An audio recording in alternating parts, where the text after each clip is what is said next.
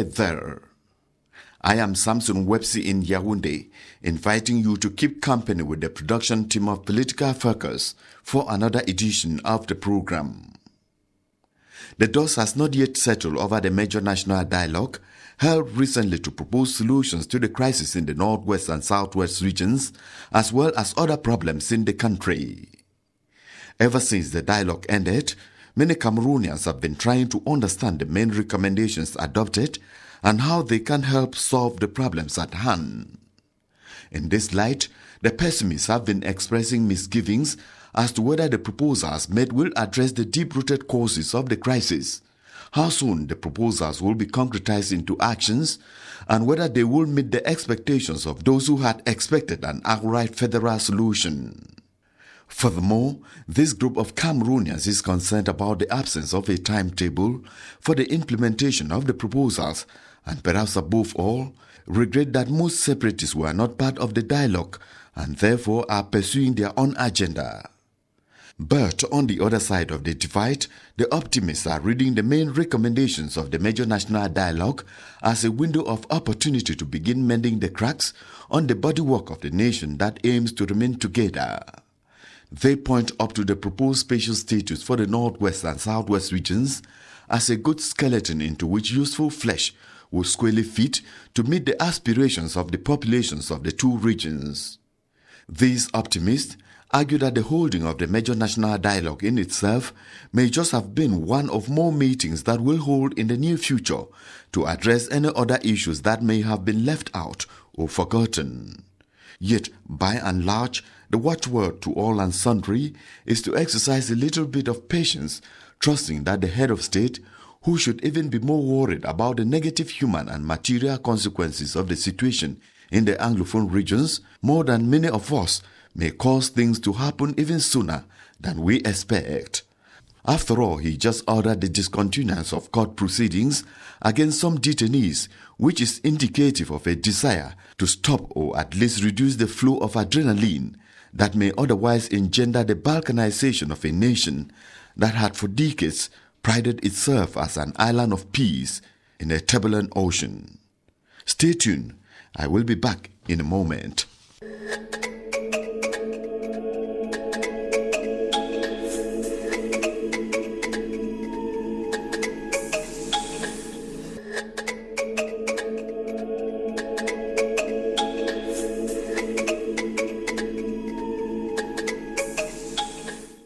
Let's now peruse the main newspapers of the week in the company of Joe Tiemunchu to get the main political stories of the week. The outcome of the major national dialogue is the main focus of most newspapers this week. The Voice report that the 1996 special status NEET has been exhumed for Anglophones. That special status, according to Eden newspaper, buries the popular quest for federalism. Mutation writes that the special status for the northwest and southwest regions is a blank sheet of paper whose content will be determined by President Paul Biya. It is with bated breath that Biya's verdict on the major national dialogue is awaited, report the Rambler. Similarly, the Horizon says there are great expectations after the major national dialogue. The paper reports further that the granting of a special status to the two English-speaking regions, coupled with the release of 333 Anglophone detainees, constitute confidence-building measures for a return to peace. In a related story still in the Horizon, the SDF party is reported to have recommended a Quebec-style autonomy for the northwest and southwest regions.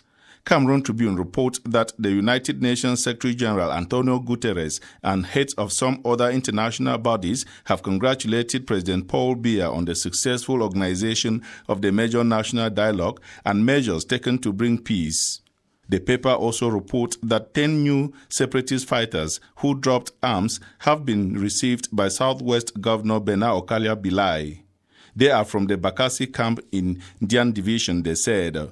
The release of the leader of the Cameroon Renaissance Movement, CRM, Professor Maurice Kamto, also made headline news.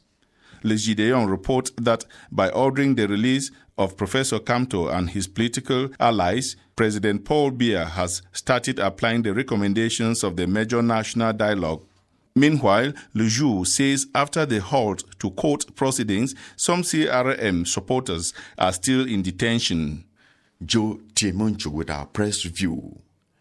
Cameroonians have for over a week now been digesting the recommendations of the major national dialogue held in Yaoundé from the 30th of September to the 4th of October 2019. Their expectations are high to see the proposals translated into concrete actions sooner than later in order to phase out the bloodshed and material destruction in the northwest and southwest regions of the country. Sam Buguba summed up the expectations of some Cameroonians in Yaoundé in the following report. The Grand National Dialogue has now been consigned to the dustbin of history, but the resolutions arrived at are what spices public discourse and household conversations.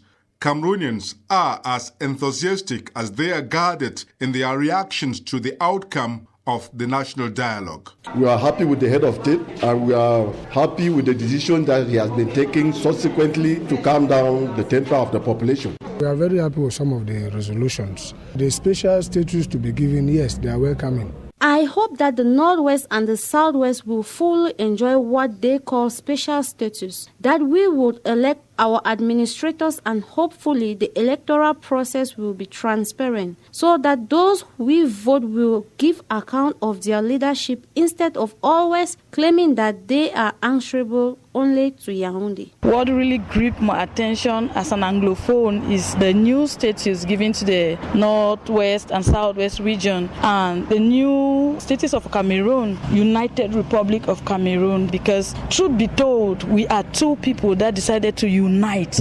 So I feel like at least the Southwesterners and the Northwesterners have been recognized. The position where we stand, as I know, is that the government is standing on decentralization. The separatists are standing on outright independence. If you sit on a mediation table for now, the midway will be federation.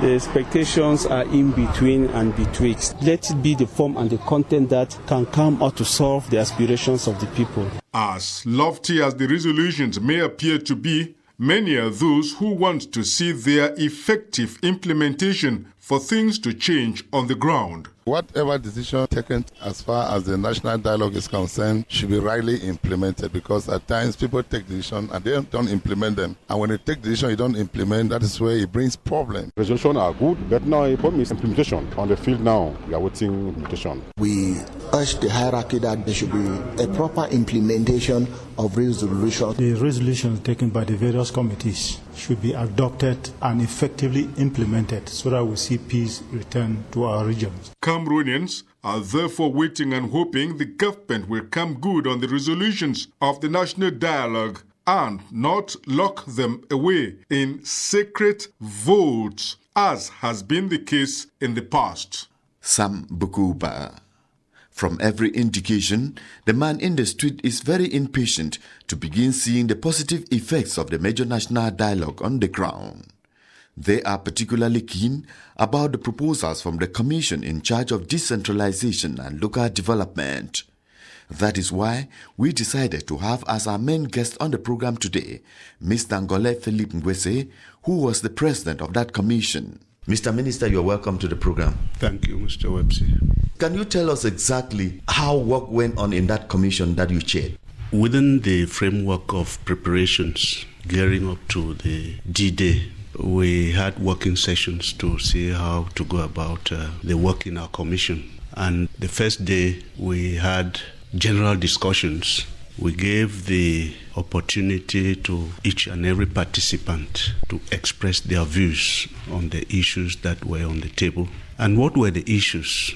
As you know, the head of state in his address to the nation on 10th September 2019 said the dialogue will focus mainly on concerns expressed by the populations of the southwest and northwest regions and see how to come up with appropriate answers, responses to these concerns, not forgetting that worries expressed by the rest of the populations of the nation had to be addressed as well. And what are these worries mainly?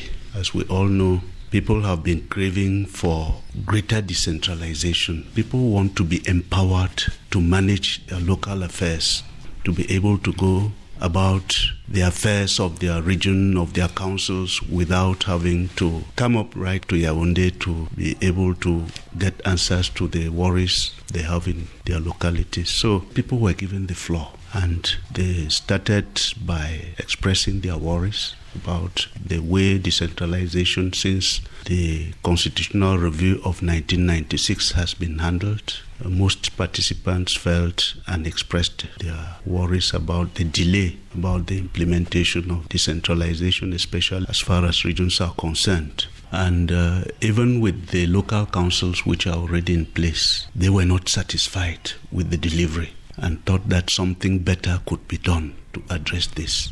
After identifying the key issues, there were several views. People thought that for greater decentralization to be enhanced in our country, there was a school of thought which felt that we have to go the federal way by undertaking a revision of the Constitution. Another school of thought held that yes, there was need for greater decentralization to empower the local authorities greater than what we have been noticing all this while.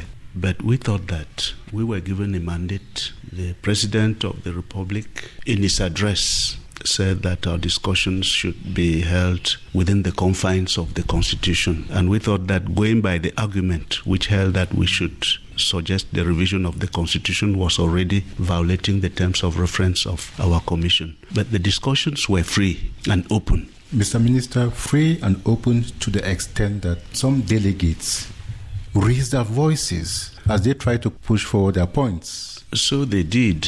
One was even about to grab the other by the tie and engage a fight. Fortunately, we were able to calm the situation. Why were the emotions so high?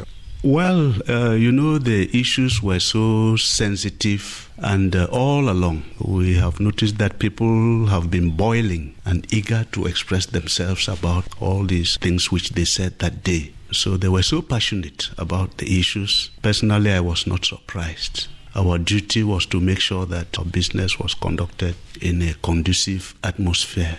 After listening to the participants on general discussions on the first day, we gathered that globally there was a convergence of views on the issue of empowering local authorities and giving them a greater autonomy vis-à-vis the central government, and at the same time putting in place regions which have not been existing so far.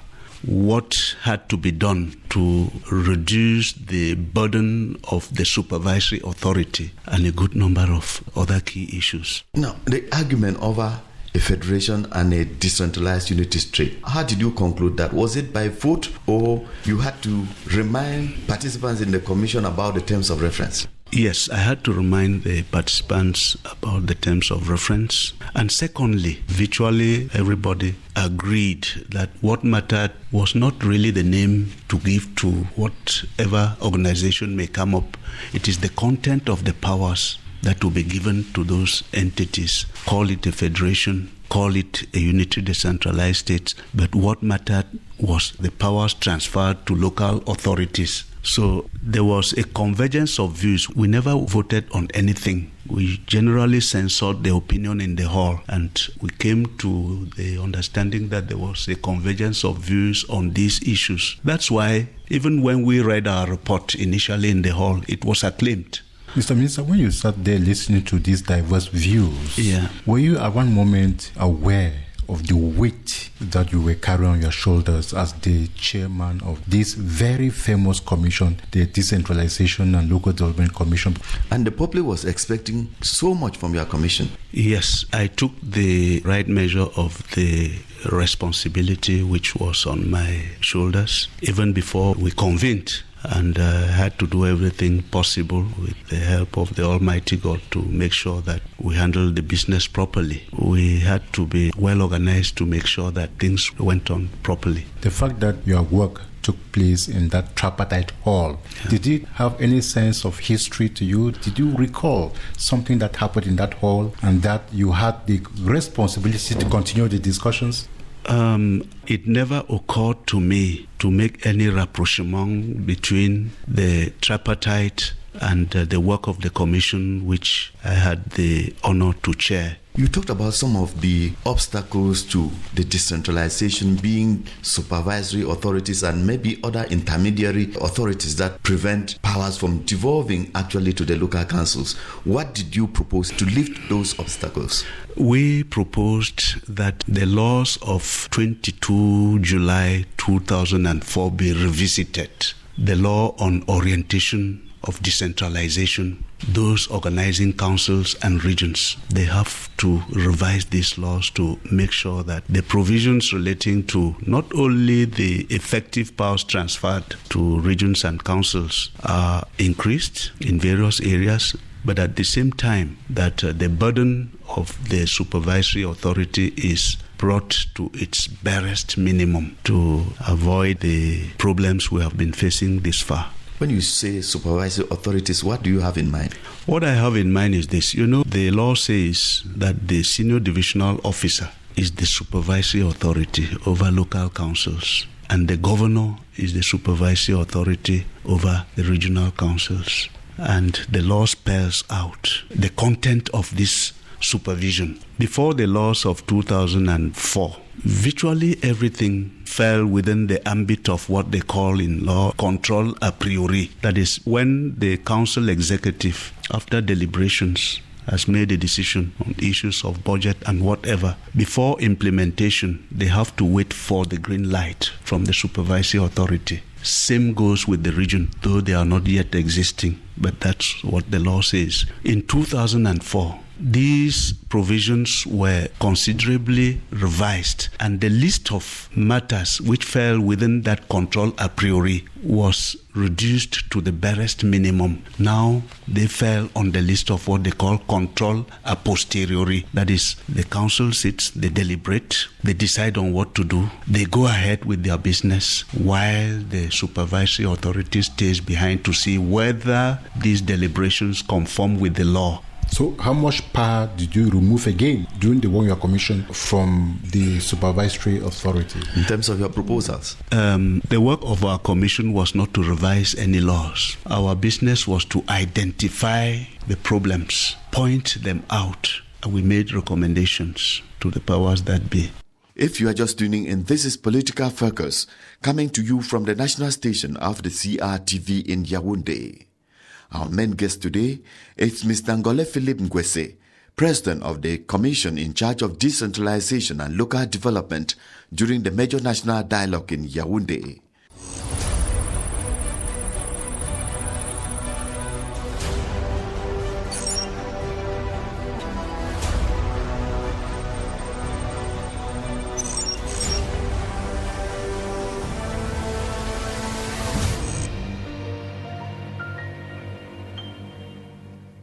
You are welcome back to Political Focus and to our discussion with Mr. Ngwese, President of the Commission in charge of Decentralization and Local Development during the Major National Dialogue that held in Yaoundé. One of the recommendations is taking off government delegates. Yes. This has been a cry. People have been clamoring over the years that the special status granted to city councils where the executive is appointed has not met the approval of the people who felt it's been contentious indeed. Very contentious. So people felt that not only the way these people are appointed, but also the way these councils function and the relationship between the local councils in these big cities, which have to be clarified. So they suggested that the way these people are appointed has to be revisited to avoid appointments eventually and give room for elections. The suggestion was that they should be elected. Not appointed. You agree with me that it is not possible to govern the city of Yaoundé, Douala, as you govern Bangam, for instance, where I come from. But at the same time, in doing this, the people want to have a say in selecting their mayors and their executive, all these councils. Mr. Minister, after everything, I think one of the main reasons for this major national dialogue was to address issues in a way that peace will return to the Northwest and Southwest regions. Yeah. What aspect of your work touched directly the Northwest and Southwest regions, their concerns? Among the key recommendations we made, two were very prominent about the Northwest and the Southwest regions, while virtually all the others were cutting across. The first one is the recommendation made by the Commission that a special status be granted to the Northwest and Southwest regions in conformity with Section 62, Paragraph 2 of the Constitution, which says that the law may take into consideration the specificities of certain regions with regards to their organization and functioning. That one is peculiar to the Southwest and Northwest regions, and our Commission has the feeling that it properly addresses the concerns of those two regions as far as autonomy and devolution of appropriate resources are concerned. The second one...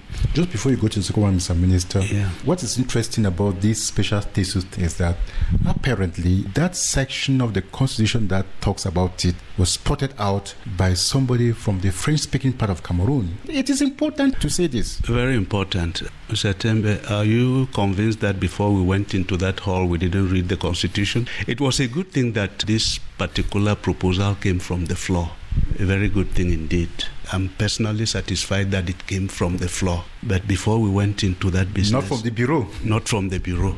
We read the Constitution. Yes, we knew the answer was in the Constitution, but we gave room for a free expression of opinions and ideas. And finally, we landed on that. I personally was not surprised because I knew that provision was there in the Constitution. Maybe before you go to the second aspect, this special status which you are proposing for the Northwest and Southwest, the man in the street is still lost as to what is the content of that special status. You can also imagine that the work of our Commission was not to define the content of the special status.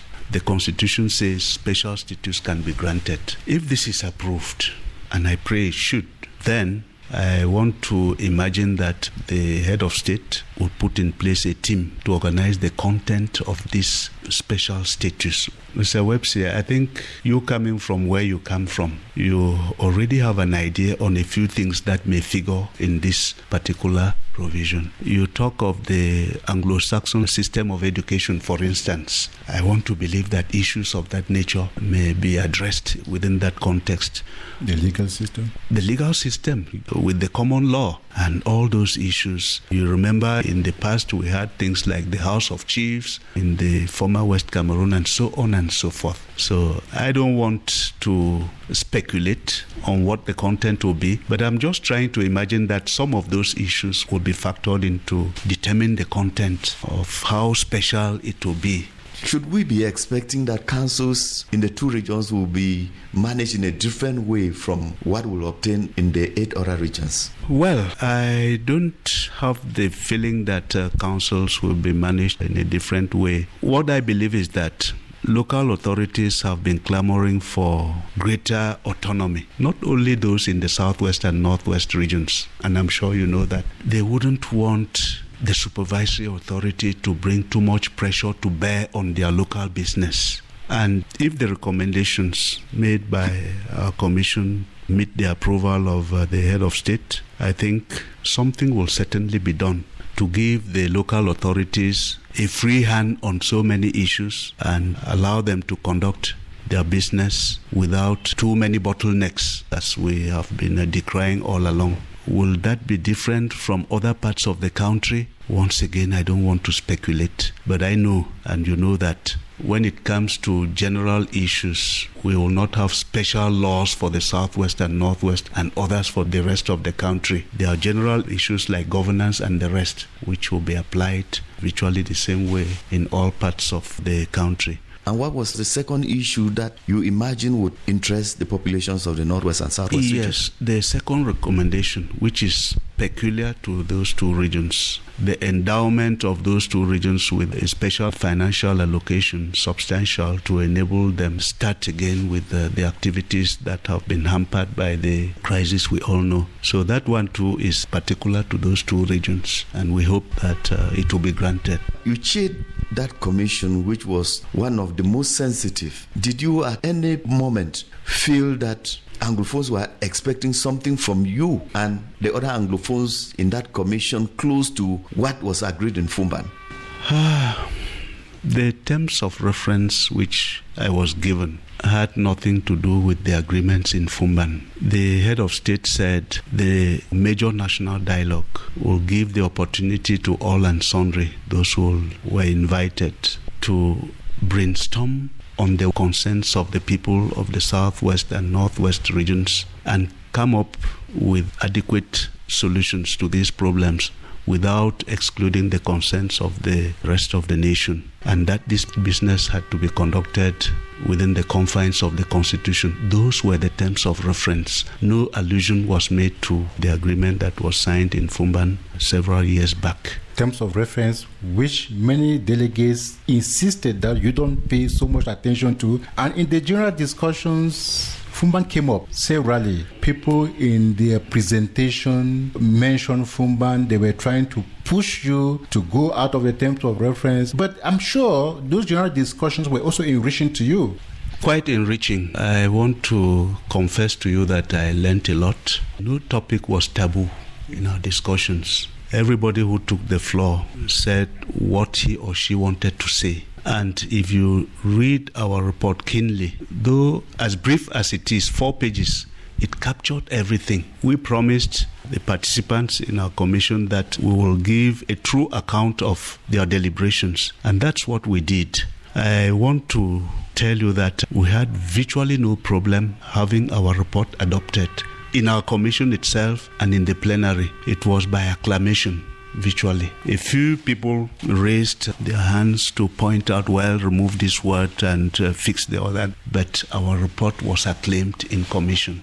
Are you satisfied personally with what your commission came out with? Satisfied particularly with yourself that you have gone down into history books as that person who presided over this very famous commission? When you look back today, what feeling do you have? I'm humbled by the heavy responsibility I was given. I thank the head of state and the prime minister who thought that my humble self will be able to conduct the business of that commission. I prayed God that he should help me to be able to be equal to the task. Judging by the reaction we received after presenting our report, I have the feeling that we didn't do badly. That's the belief I want to have. Not that I'm satisfied, but it's left to those who are judging our work to cast their judgment on the work we did. But as the person who chaired that commission, I'm having the belief that maybe we didn't do badly. We tried and did what we could, and